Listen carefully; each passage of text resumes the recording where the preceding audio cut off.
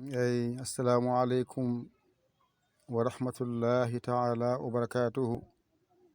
Bandiraɓe sehilaɓe jangiyankoɓe, ene wayno en garti kadi e windande men hande. Joni noon on jii ɗum ɗo ko inde ay mu ha am ma du ay ɗo woni Muhammadu. Ngara teskoɗa no moƴƴi ko kalanmi ko, teskoɗa no moƴƴi ko kalanmi ko gandal gonɗen haalde. Ay portal ma nani dow wiidama ko a, portal ma nani less wiidama ko i, tural ma nani wiidama ko u, kowal ma nani wiidama ko a. Masɗe ɗe ko ɗo ɗe kaaɗi mi haalino ɗum. Joni noon ay ɗum ɗo alhamdulillahi rabbil alamina ko ɗo masɗe ɗe naati jalti.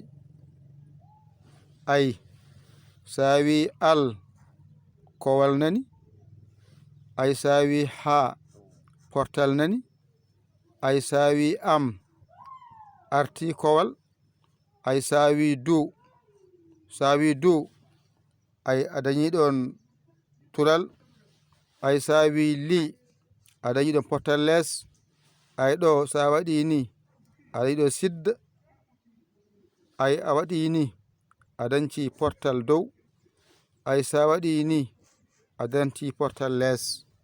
Deka noon alhamdulillahi o a heɓi hen portal ma dow a ngali, portal ma less a ngali, tural ma a ngali, portal ma ala kowal ma nani. Deka noon a faami goo ɗiɗi tati nayyi, ɗeɗo masɗe nayyi masirte kala ko e mase. Ga noon ay sawi ay ra portal dow, ay sidd artiɗo, ay portal less nani ɗo, ay kowal nani ɗo, ay portal dow nanɗo, portal dow nanɗo, portal less nanɗo, portal dow nanɗo. Koye kanje fof noon ɗo ɗen caawi. Ɗum saabi mbaɗa mami ɗo al ha am du lillahi.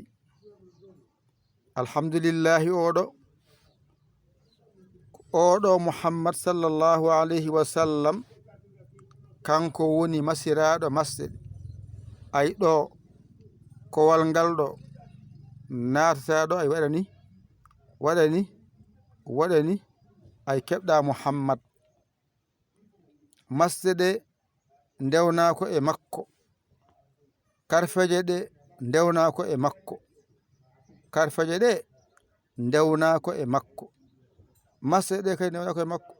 Deke noon ɗo henna kadi teskuye ma wona ɗon no moƴƴi. Yo Allah wallu kadi yo Allah newnu, yo Allah wallu kadi yo Allah newnu. ƴette kuɗi mon e karneji mon, mbaɗon ekko mon ɗon, ekko mon ɗon, ekko mon ɗon.